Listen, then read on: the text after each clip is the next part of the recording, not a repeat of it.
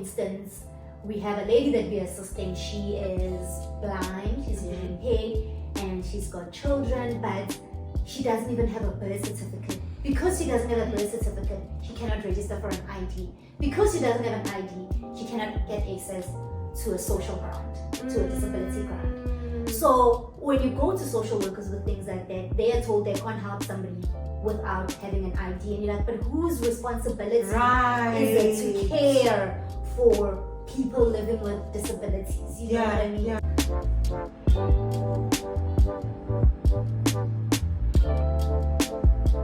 Hello, Moleni Potani Mawethu namkelekile kwinkqubo yethu yanamhlanje. Thank you so much for tuning into Bad Nihilist. Thank you for being here.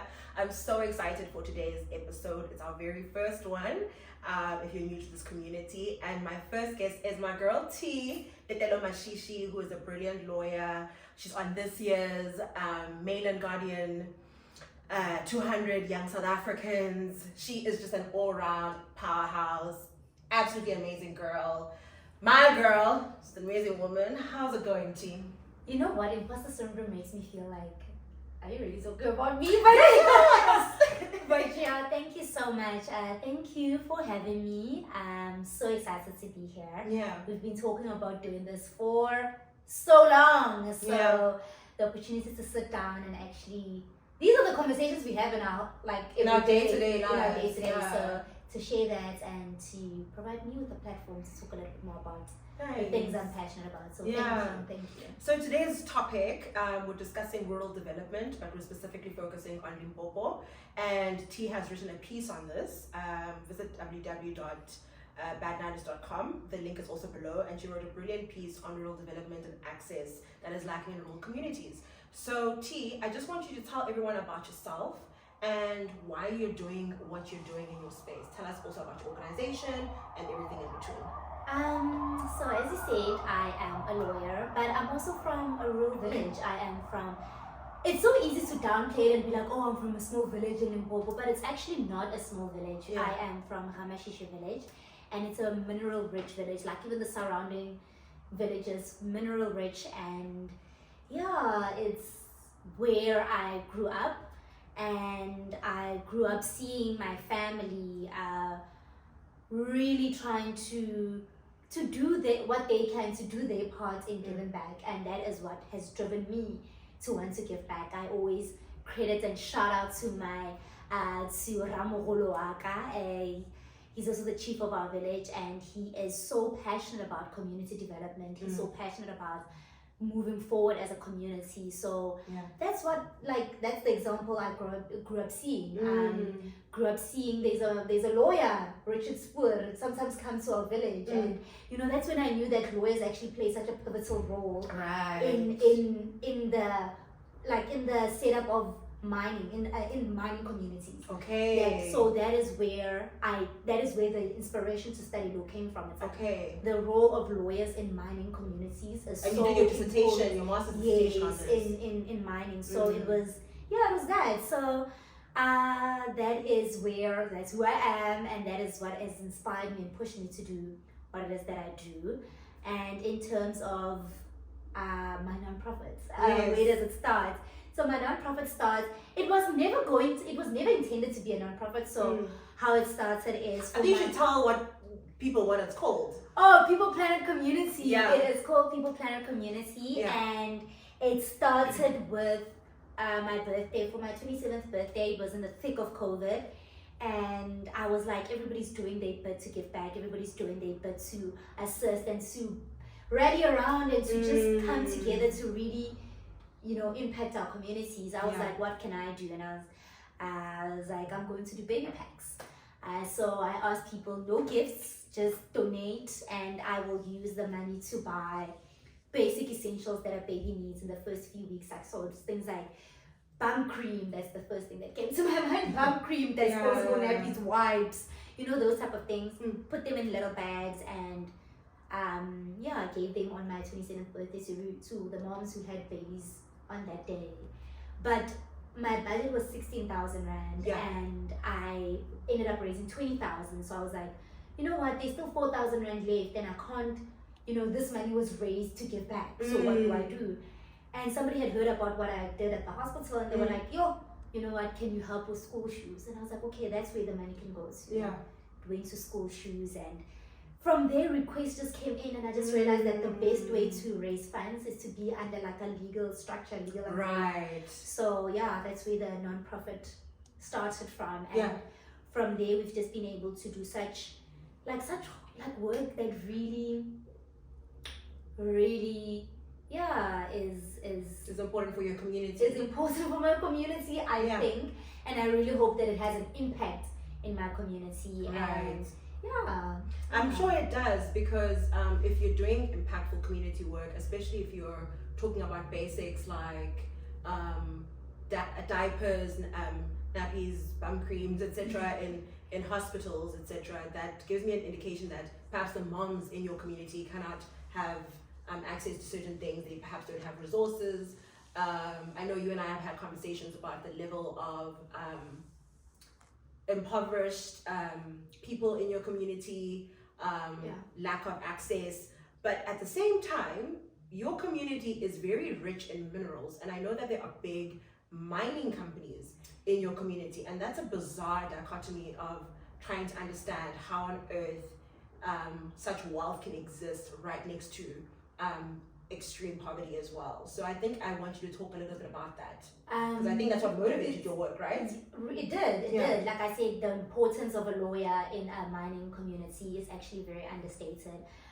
We, like our village and the surrounding villages, house things like platinum, chrome. So those are the things that Anglo come and look for. Semenco, implants, I don't know, other mining those companies. Those are big firms. Like those really huge firms. mining companies all around. So those are the minerals that they do come and sort of look for. But I wanna, and at the risk of sounding like somebody who is just going to talk bad things about mining companies, yes, I do acknowledge that they do come. Some people get jobs. You know, I could say for our own community, we are a little bit more developed simply because you see the houses that people live in. It's getting better. Right. But the truth is, it could be maybe 100 times better. Yeah.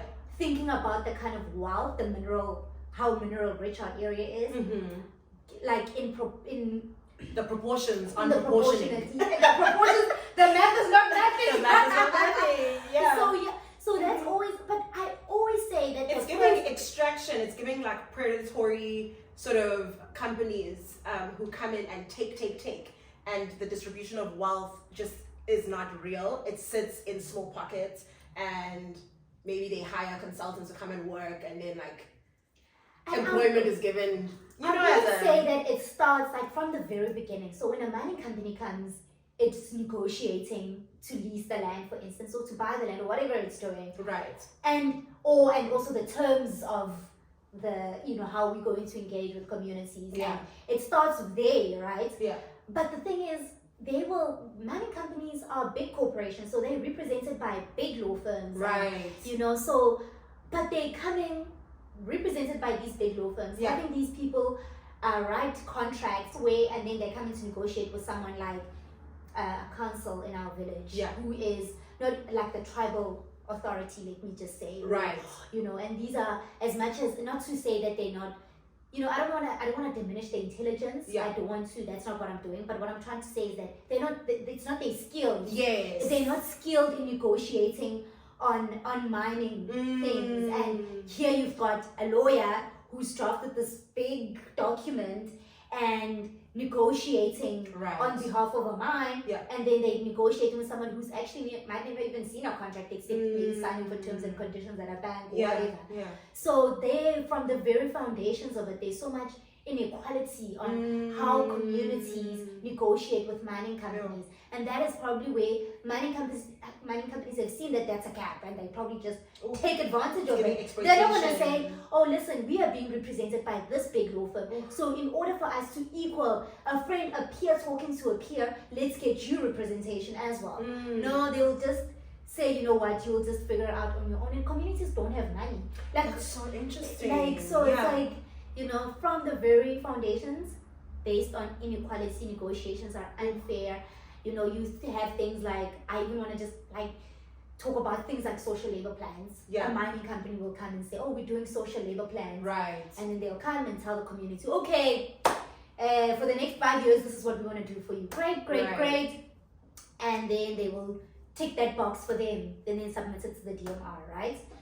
Then what happens is 5 years again, they'll come back, oh, hi, you know what, this is what we're doing for you, just so they can go to the DMR and say, yes, we've consulted communities. But the truth is, even that consultation, like communities don't even listen anymore. You know, like I've been to one of the mines came and tried to do a consult in our area, and everybody's like, no, you're not gonna come here every 5 years.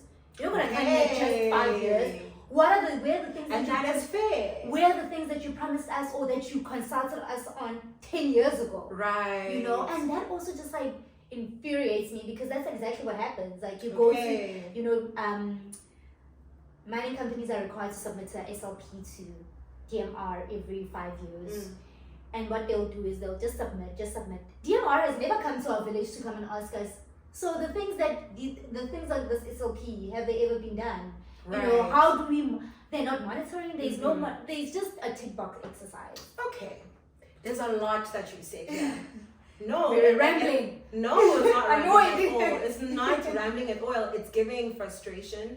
And what I'm hearing is there's the DMRE, which is the Department of Minerals, Resources and Energy, for those who you know, you're using acronyms and the jargon you're used to, which is fair, you know, not all of us work in energy.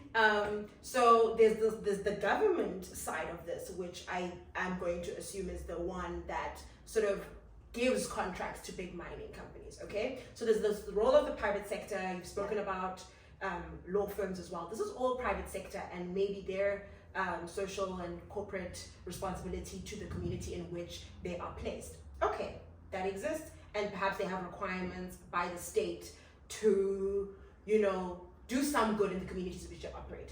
But there's a lack of implementation and monitoring. Okay, so I think my question is going to be then, who's responsible for the monitoring? Secondly, you also touched on the broader role of the state, I think there's a conversation here around policies, around policy reform perhaps, because you're mentioning things not being done adequately. You also mentioned community councils perhaps. That's giving the idea of a bottom-up approach to policy drafting and involvement of the community in the policies that are going to affect them. Yeah. So you obviously live in Mashishi, but in Mashishi, I'm going to assume, is also part of a municipality. Yeah. It's part of a local government structure where there are people who have responsibilities such as councillors, social workers, etc. Yeah. So these responsibilities that perhaps mining companies have, those responsibilities are not just their own. Yes, of course, absolutely. But I would like to assume, especially the way South Africa's constitution is drafted, a very sort of inclusive one, one that talks about the government having a lot of the social responsibilities for basic services. You know, so I want you to speak on that, on the policy, who must implement these things, how do we monitor evaluation? So what's the role of the state here? So, you know what, I think, I don't ever want to be, like, I'm not trying to say that, okay, I think, let me put it this way, that mines have a responsibility, which is a legislated responsibility. They should. In their social labor plans. So mines have a responsibility. But also, I think we can't just take all the responsibility and put it on mines. You know, the truth is, the government also has a very big role to play. Right. But also part of government's role in delivering services should be also holding mining companies accountable. You know, part of our service delivery should be saying, you know what, how do we help you guys have access, or how do we help you guys hold people accountable? Because and also, even then, we are citizens, you know, there's only so much we can do in holding mining companies accountable. So definitely, I think you're civil society, and yet you're trying to hold certain people accountable. And it is virtually, I don't even know. You have limited resources. Very difficult. Yeah. But I do think that also government, apart from holding, like, granted, mining companies have responsibilities, but so does government. Yeah. And part of government's responsibility is holding them accountable. But on the side of, I think so. No. No. I agree 100%. I'm just wondering who in that government structure should be doing this. Like, I think whoever the social labor plans go to, Yeah. should be the one to come back and be like, listen, how is this going? You know. But also, I've also found that as much as, you know, we can blame mining companies the whole day, they don't have all the responsibilities. They don't. Government has got some certain responsibilities. For instance, let me just maybe touch on a quick story where, like, in terms of the lack of service delivery, where we've got social workers in communities, you know, we rely. Social workers are meant to be people we relied on as a government entity. But you go to them and they are very unhelpful. For instance, we have a lady that we're assisting. She is blind, she's visually impaired, and she's got children, but she doesn't even have a birth certificate. Because she doesn't have a birth certificate, she cannot register for an ID. Because she doesn't have an ID, she cannot get access to a social grant, to a disability grant. So when you go to social workers with things like that, they are told they can't help somebody without having an ID, and you're like, but whose responsibility is it to care for people living with disabilities? You know what I mean? So it's just that thing that it's a whole, it's a whole thing. It's a whole, the system is a the little whole broken. system is broken. So there's So what I'm hearing is that there's a lack of access for very basic human rights. As a citizen in the country, as a person who's in South Africa, you should have access to support if you are, you know, differently abled. If you don't have access to certain things, the government has your social grants for you, but you can't even access that. That's shocking. And I know you've spoken to me a lot about the work you've done, even around sanitation. That's such a crazy story, because we talk right now about the forward-thinking world and South Africa being such a developed economy, about 4IR. Girl. I always laugh about 4IR because we don't even have signal in my area. But let's talk about, you know what I'm saying? Internet poverty is a real thing. It is. And how can we be so forward-thinking in that way? I mean, it's a great thing for the rest of the world, and I think in the continent as well, to think that South Africa is one of the more developed economies, in the more developed countries in Africa, in sub-Saharan Africa at least. But yet, basic sanitation is an issue. Having access to water, a toilet, that's crazy. I want you to touch on that because I know you've experienced this firsthand. So, you know what? I do want to say I'm not ungrateful. Government did try in my village to come and put up sanitation. But the thing about pit toilets, I don't know if you've seen a pit toilet before, but I know what a pit toilet is, girl. And it's a hole, so it's going to get full at some point. So what happens is, okay, they come let's say this year, they'll put in the pit toilets. And 10 years down the line, they obviously full. They have a lifespan of like 5 to 7 years because of the depth of the hole. And I have been in a pit toilet that has been full. And it is whatever side you're imagining, it is that. So probably worse. So it's like government comes, they do these things, and we are grateful for them, but it doesn't mean that you've done something for me, now you need to go away. You need to maintain this thing. Maintain it. And we have found ourselves in a situation as a non-profit where people are saying, we do have these facilities, but they are full. What now? I would think there's like enzymes to break it down. That would then, like, you know, government should come and try to break it down or something, but try to do something to maintain this facility that they've put up, you know. So it's very frustrating in that sense that, you know, here the facilities, they're great, but where's the maintenance? Where's the monitoring? What is going to happen? We all know pit toilets don't last. So now we find ourselves in a situation where they really need to come back and do something about it. And when you try to speak about it, like I said, that we approached our council and we're like, this is the problem that we've got in our community. Disappears, or, you know. So it's just, it's very frustrating that there's so much potential that rural communities have. But it's also disheartening because you think, like you said, people are talking about 4th AR, teaching coding in schools, this and this, but we don't even have signal, like I said. Yeah. People You love have to, people will love. I think you should tell them the story about having to contact your service provider. And really, like, I contacted my service provider for years about signal in my area. Nothing is happening until I wrote to the office of the CEO, where they even came and helped me. Yeah. And I'm like, but what about the broader community at large? I'm not the only one struggling with signal. Right. So it's like, you know, we want to talk fourth AR, we want to talk, let's help. I think people laugh when you think of the idea of someone like climbing a tree to get signal. But like, it's a real thing. It's a real thing. It's a So on a real wall thing. when you're on the phone, it's Yeah. a real And I don't think this thing. problem is unique to Limpopo. I'm from the Eastern Cape, and I know how our rural communities are so underserviced back home, and there is no signal. If the signal disappears, like, it's difficult to go home and say, "Oh, I'll work remotely." That's not a real thing. That's a real thing. And in your article, if you haven't read it, go read it. You talk about how Limpopo contributes the highest number of people who migrate to Gauteng. But and also, why would they want to stay? Like, when there's no access. When there's no access. Mm.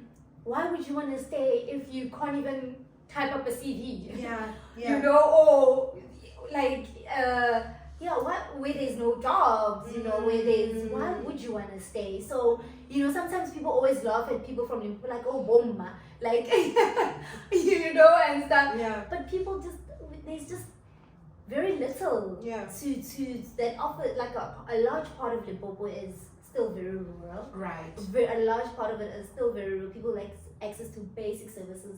There's no access to jobs. So it's like, what else? What other choice do people have? Yeah. If you're looking for better, Sure. you will go to the town. You will, you know, you will go Absolutely. to Johannesburg. So, And you know, as we wrap up, I want you to share your final thoughts on what you think some of the solutions are, or if there are any, or where would you start? where would I start? Where would I start? I want to say I would start. I actually don't know. And that's a fair answer. I actually just don't know Because there's just so there's much. just so much. Yeah. But I think I would start with trying to really engage local governments. I think that's something, you know, to try to participate more in engaging local governments, trying to hold the local government a little more accountable. Yeah. I don't know, because also they never in their offices, they, you know, so it's like, where would I start? I actually just. And that's a fair answer. I think throughout this conversation, T has spoken about the private sector. We've spoken about the civil society space. We spoke about the private sector and the role of government. So I don't think that this is a one-sided thing. I think it's a multi-dimensional thing to approach. And so thanks T for coming on here and sharing your thoughts on this. I think you're doing so much good and such important work, and I think I can speak for many who are probably watching this right now saying, keep up this good work, because seriously, this is so, hearing the stories about how many IDs you've had to help people get, that's insane to me. That's a basic right as a citizen in this country. So thanks T. Thank you. I think I'll share my answer with you on where do we start on Patreon. Yes, tune into our Patreon. If you don't know, subscribe to our Patreon. It's only like 50 rand a month, guys. So go and subscribe, because all the juicy content is also going to be on there. Thank you so much for tuning in. Like, subscribe, comment, ask any questions. T will be happy to answer them. Yes. My girl has moved to Cape Town, so she will answer any of the questions you might have. Comment, and tell us what more you want us to see, what you want to see us talk about in future episodes. So I'll say goodbye for now, and thanks T. Remember to comment, like, and subscribe.